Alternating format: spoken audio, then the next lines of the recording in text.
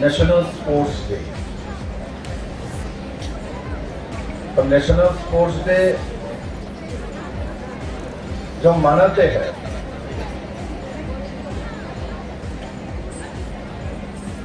किसको सामने रखते हैं? तो हमारे सामने जो मेजर ध्यानचंद जी का तस्वीर है, तो तस्वीर हमको बता रहा है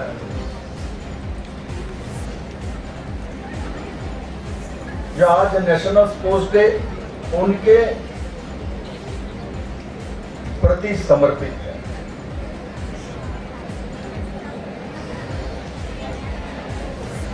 और एक बात यहाँ के सभी बच्चे हो सकते नहीं जानता है, इस नेशनल स्पोर्ट्स डे में जिनका फोटो यह लगा हुआ है, मेजर ध्यानचंद जी जो हॉकी के जादूगर माना जाता है, उसका अवार्ड भी दीपा कर्मकर को मिल चुकी है। पद्मश्री तो मिली है, अर्जुन अवार्ड मिली है। आपके नाम के अवार्ड भी त्रिपुरा में दीपा कर्मकर को मिल चुके हैं। आज के कार्यक्रम में हमारे साथ इस बादरगढ़ कॉन्स्टिट्यूंसी के एमएलए श्रीमती मीना रानी सरकार, श्री विशाल कुमार,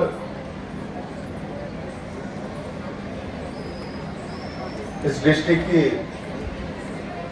डिस्ट्रिक्ट मजिस्ट्रेट संजीव कुमार जी हमारे बीच में थे, ओएनजीसी के एसेट्स मैनेजर। इनके एनुअल प्लान का मीटिंग है, क्योंकि ये कल ही सडनली किया, बिकॉज ऑफ दैट वो अपने मीटिंग में।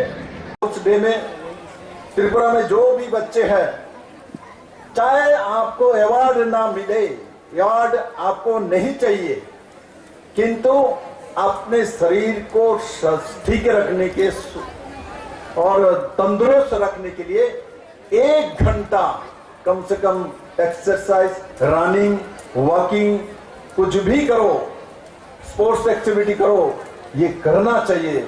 मैं करता हूं, मैं इसलिए डेली करता हूं।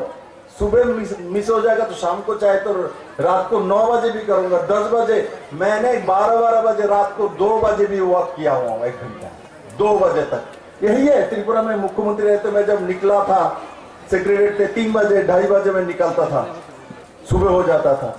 तो निकलते समय मैंने कार छोड़ के सेक्रेटरीट से पैदल चल के सीएम हाउस में आता था पूरे स्टाफ के साथ, क्योंकि मुझे फिजिकल वर्क करना ही करना है। मुझे समय नहीं मिल रहा था, किंतु मैंने रात को जब आया, मैंने ढूंढ के निकाला, भाई कोई ना कोई रास्ता तो होगा। चलो भाई, सेक्रेटरीट से रात को 2 बजे रास्ता तो खाली रहता है, किसी को डिस्टर्बेंस तो होता नहीं तो सीएम हटेगा चलेगा तो दुनिया ही बंद हो जाएगा। तो रात को 2-2:30 बजे में चल के सीएम हाउस में आता था, आके पसीना निकलता था, उसके बाद गुनगुना पानी से स्नान करता था, स्नान करके उसके बाद टीवी में कुछ न्यूज देखा, थोड़ा सा खाना खाया, देन में सो जाता था। तो इंसान चाहे तो नियत साफ हो, उसके अंदर जुनून है, उसके अंदर करने की इच्छा है, टाइम उसके लिए मायने नहीं रखता। टाइम इसके लिए मायने नहीं रखता। लोग नहीं, मॉर्निंग वॉक और इवनिंग वॉक, किसने बोला? मॉर्निंग वॉक और इवनिंग वॉक ही है क्या? मैं तो 12 बजे दिन के वॉक भी कर लेता हूँ। मुझे समय मिलता, मैं तालकोटरा में दिल्ली में 2 बजे दिन में भी करता हूँ, क्योंकि जहां जहां छाया है उसके पीछे जाता हूँ, थोड़ा सा धूप भी लगता है, विटामिन डी भी मिल जाता है। और आज के मेट्रो सिटी में प्रॉब्लम है, ब्लड चेक करो तो सबको विटामिन डी कम होता है, क्योंकि कोई धूप में जाता ही नहीं, जाएगा नहीं। डॉक्टर बोलेगा भाई 10 मिनट तो धूप लगा लो, नहीं जाएगा, काला हो जाऊंगा, गोरा होना है। गोरा होके क्या करोगे? जो एडमिनिस्ट्रेटर है, जैसे मैं मेंबर ऑफ पार्लियामेंट हूं, चुना हुआ व्यक्ति हूं, विशाल कुमार जी यहाँ आईएएस ऑफिसर है, डीएम है, मीना जी यहाँ एमएलए है, चुना हुआ व्यक्ति है। चुना हुआ व्यक्ति का काम क्या है? एडमिनिस्ट्रेशन चलाना, लॉ बनाना और इंप्लीमेंट करने के काम आइन व्यवस्था में जो है पुलिस और जुडिशियल सिस्टम, सिविल एडमिनिस्ट्रेशन, इनका काम है। अब नेशनल स्पोर्ट्स डे तो मनाते हैं, किंतु इसको ट्रांसपेरेंट कभी किया? स्पोर्ट्स एक्टिविटी तो बहुत पहले से भारत में चलता है। 1947 में भारत स्वाधीन हो चुके हैं, फ्रीडम मिल गया था। स्पोर्ट्स के अलग अलग कानून भी बना है। क्या स्पोर्ट्स के एक्टिविटी ट्रांसपेरेंट थे? 1947 में देश स्वाधीन हुई है। आज 2025 में जाके नरेंद्र भाई मोदी सरकार ने स्पोर्ट्स के लिए ट्रांसपेरेंट लॉ लाया है, बिल लाया है। इतने दिन नहीं थे। अच्छे अच्छे स्टूडेंट रह जाता, अच्छे अच्छे स्पोर्ट्स पर्सनालिटी रह जाता है, पर पीछे दूसरा चला जाता है कि वो बड़े लोगों का बच्चा है, उनका पहुंच है।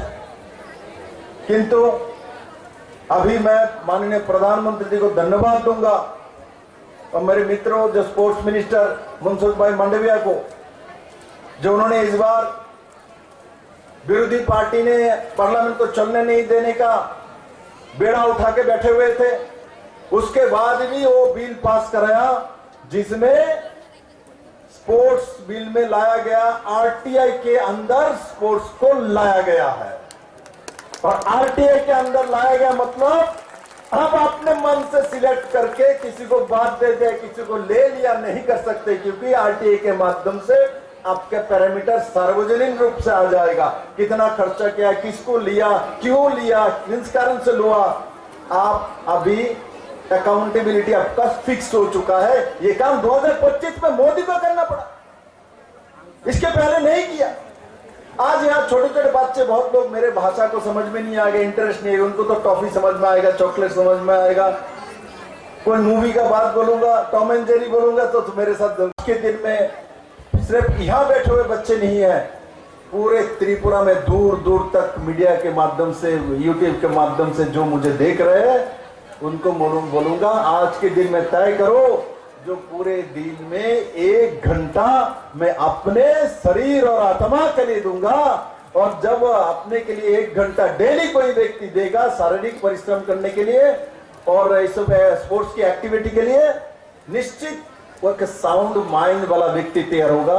और जो साउंड माइंड वाला व्यक्ति तैयार होता है वही एक सही दिशा और दशा दे सकता है, जैसे कि माननीय प्रधानमंत्री नरेंद्र भाई मोदी है। मैं आशा करता हूं आज के दिन को सफलतापूर्वक आप मनाएंगे।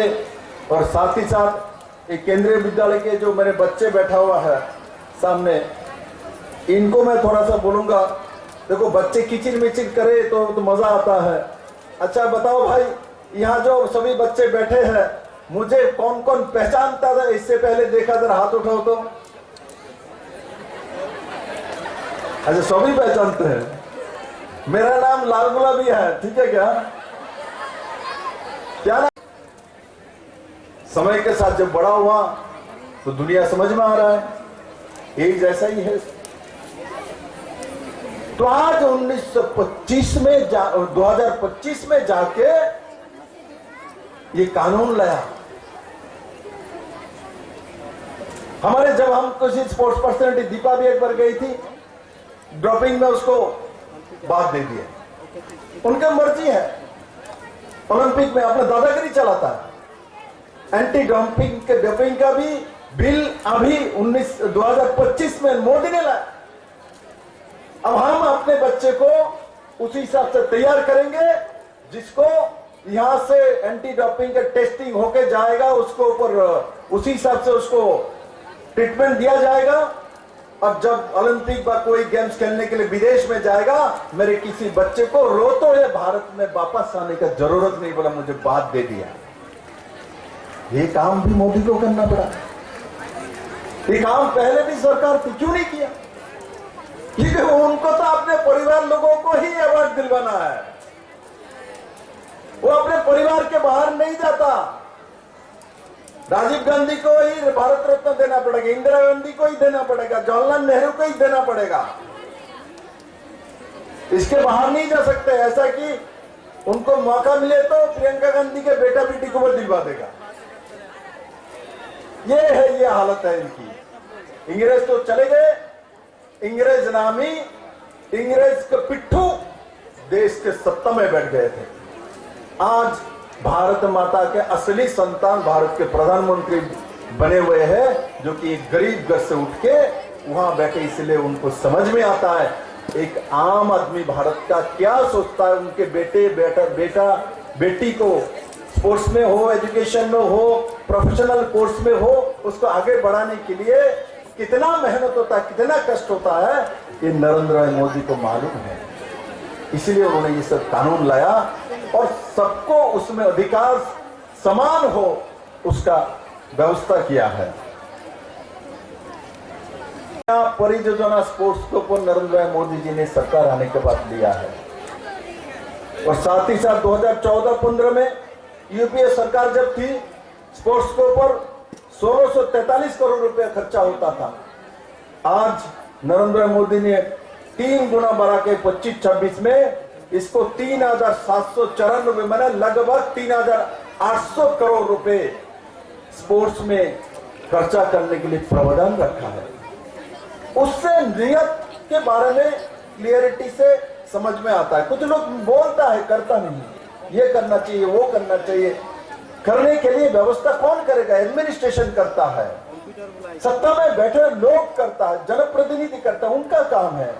इनके लिए लॉ बनाना है, इंप्लीमेंट कराना है। मोदी जी इस काम को बखूबी किया है और आज भारत में बड़े मात्रा में अवार्ड, चाहे पैरालंपिक में हो, चाहे ओलंपिक में हो, चाहे नेशनल स्पोर्ट्स में हो, चाहे कॉमनवेल्थ में हो, इस सब गेम के नाम गांव के लोग नहीं जानते थे। आज गांव में भी पैरालंपिक के बारे में जानता है। भाई पैरालंपिक यूरोप में हुआ था और उसमें भारत ने 60 के ऊपर पदक, 70 के ऊपर पदक लेके आ गए। लोग जानते हैं, तब इंस्पायर होता है। मैं मुख्यमंत्री रहते बोलता था, दीपा को घुमाओ, हर जगह में हमको क्यों भाषण दे, उसको भाषण दिलवाओ, लेके जाओ, आरसीआई को घुमाओ, डिस्ट्रिक्ट में लेके जाओ, ब्लॉक में लेके जाओ, इन्हीं को खड़ा करो। विप्लव जब बोलेगा तो इससे ज्यादा असर पड़ेगा दीपा जब बोलेगी, क्योंकि वो प्रमाणित है। उसने जिम्नास्टिक में दुनिया के सामने नाम कमाया है, इज्जत दिलवाया भारत को। तब लोगों को, छोटे बच्चे को विश्वास होता है दीपा भी कर सकता, मैं नहीं क्यों नहीं कर सकता।